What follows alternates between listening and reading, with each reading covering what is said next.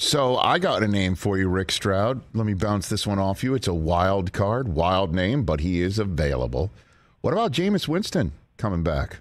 What about that one? Yeah, I've asked that, and I think I would have picked up a lot more vibe. I will tell you this. There's two coaches there that would have him tomorrow. One is Byron Leftwich, who wish he had more than 8 months with him. The other one is Clyde Christensen, his quarterback coach. Both those guys, I think, would be fine with Jameis. And right now Jameis is looking for work, right? So, I know his dad has talked to people and said he'd be fine coming back to Tampa. I don't think Bruce Arians is fine with it. I just, been there, done that. There was a time when they were 7-7 his 1 year here under Bruce, and I thought he was going to make it. He threw for like 460-something 2 games in a row.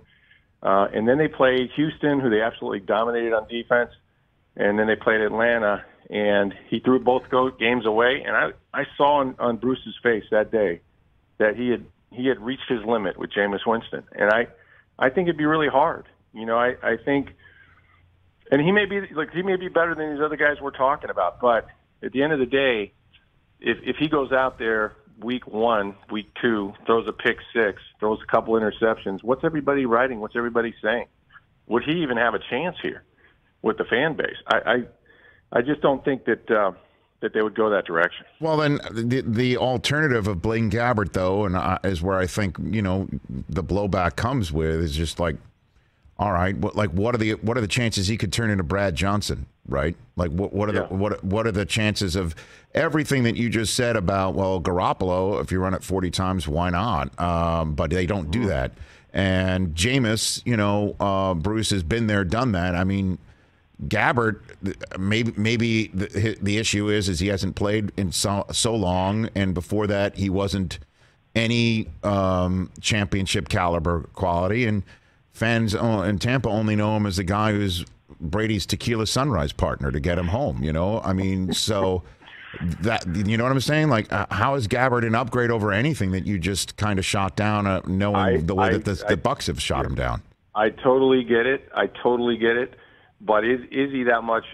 Is he that much different? Right? Is he that much worse? And that's the evaluation that Bruce and those guys have to make. Blaine Gabbert, he's had a history. The record is terrible. He was drafted by not a good Jacksonville team. He had something like 7 or 8 coordinators in that many years. When he did go to Arizona a long time ago, when Bruce was there, he won a couple games over teams with winning records. I think he beat the Colts. He believe he beat somebody else that was decent. And since he's been here, he's 32 years old. He keeps himself in amazing shape. He's got the size, the speed. He's got a cannon for an arm. When he has had to play in mop-up duty, he lit it up fine. Now, understand who he's playing with. This would be the best team he's ever played with in terms of weapons, assuming they franchise or re-sign Godwin. They got Mike Evans. We don't think Gronk is coming back. They're probably going to draft a wide receiver. And they got some holes to fill for sure, both on the offensive line and figure out what they're going to do at running back. But it's still a pretty good football team in a system that he's been in now for a number of years. I'm just telling you what Bruce says, right? This is Bruce's take on him, is that he thinks he's a hell of a lot better than everybody else thinks he is. And maybe Bruce is dead wrong.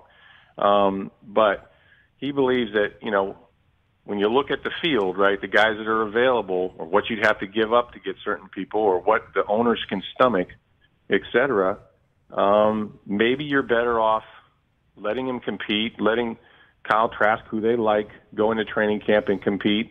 And, worst case scenario, somewhere down the road, Kyle Trask is your future quarterback. It's not a good year for the draft. We know that. They're not going to draft a guy. They're picking 27th, so how attractive is that pick to another team?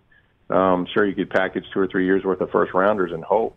I'm not saying it's over. I'm just saying that I think Blaine will be on this team, and I think Trask, and that's where they're starting from. If they can add somebody else, great. Does Baker Mayfield fall out of the pile somewhere along the line? I mean, they're not, no one's, there's just not a lot of quarterbacks. It's not like the year that Tom came out where he was a free agent, he could pick it. And you had Phillip Rivers, and, at that time Bridgewater was 5-0 with New Orleans, and, there were guys that they liked, including Jameis at that time. And now I think it's changed, and you're talking about a different set of circumstances, which, by the way, how many teams need a quarterback, show of hands here. There's about 12 of them, I think. Mm-hmm. It could be more even. Hey, you watched all the way to the end. Thanks for that. Watch more right here.